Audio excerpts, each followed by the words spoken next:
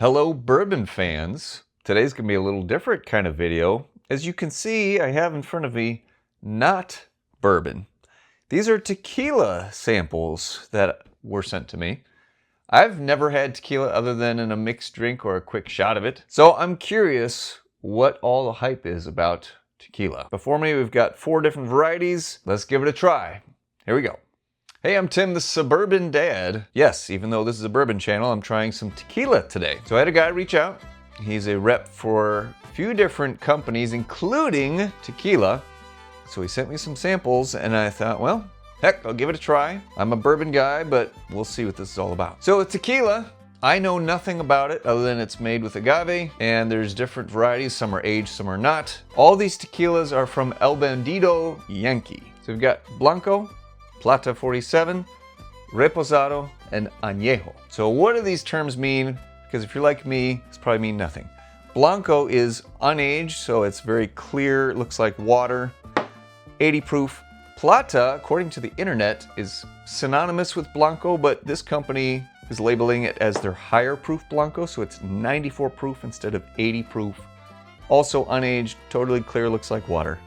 This is Reposado, which means rested. In general, Reposado needs to be aged in barrels for 2 to 12 months. This is rested or aged for 4 months. Añejo is tequila that's aged or rested in oak barrels for 1 to 3 years. So in this case, this is aged for 1 year in stripped and recharred bourbon barrels. All these tequilas are made with 100% Blue Weber agave. Apparently with tequila, unfortunately, you can have additives like sugar and flavorings and colorings added to it, but thankfully, I'm pleased to say that these are not any of that. I'm very against that.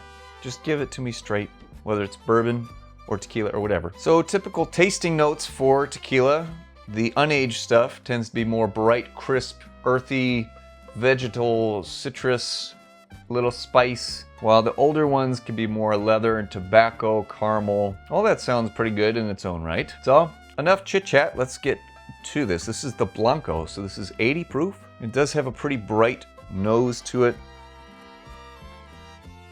It smells a little fruity, definitely a little vegetal in there. Let's try it. Yes, very plant forward. Makes me think of aloe or cactus, which makes sense given what it comes from. Yes, very, very vegetal on that one. Yeah, let's try another sip here.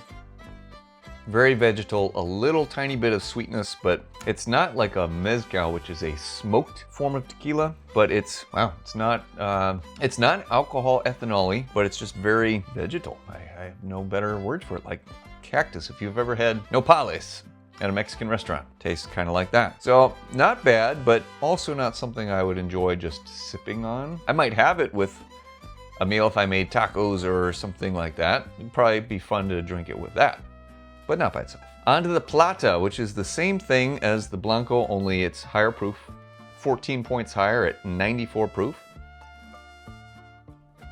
On the nose, just a little hotter there.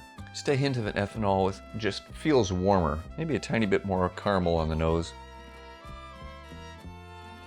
Much more spice on this palate. Still vegetal, tiny bit more caramel, but much more spicy. When I say spicy for bourbon, I'm usually talking about baking spice. This one, more like black pepper or chili peppers. Like something actually spicy, peppery, yeah, very peppery. Black pepper in particular. Again, fun to drink. Not something I would just sit and sip on. So now we come to the Reposado. This one has a little bit of age time in the barrel, 4 months. Yep, a little bit more caramely on the nose on this one. Still very, very vegetal-y. Not as ethanol-y. It definitely has more of a mature smelling nose to it.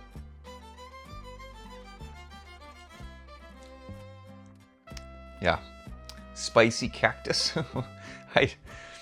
Yeah, it's like you squeeze the juice out of a cactus plant and you put it in a glass. That's what it seems like to me. I've never had cactus juice, but my little Midwestern brain, that's what I can imagine.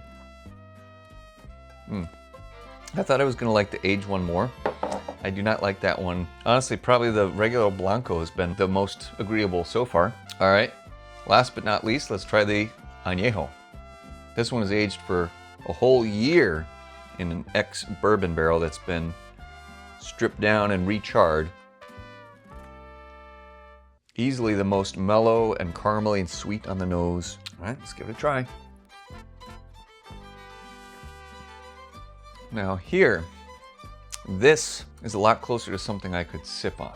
There are actually some caramel notes in there, a little bit. Still very spicy, still very vegetal, but a lot more mellow. You can tell that it's had time to dissipate some of those more harsh tones. It's okay, it's exactly what I just said. I don't really have anything else to add.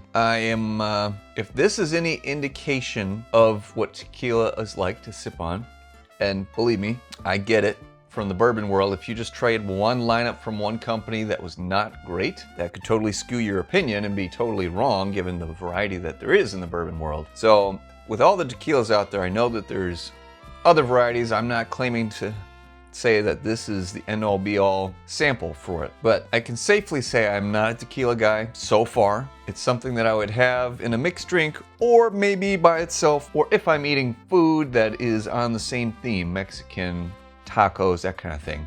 My wife likes to make fun of me because I get really into whatever I'm cooking.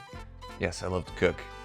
So I'll put on Hispanic music, we'll have tequila or mezcal with it, or if it's Asian, I'll put on that kind of music. You know, I enjoy getting into the theme of whatever I'm cooking. So I would definitely have this with a meal like that.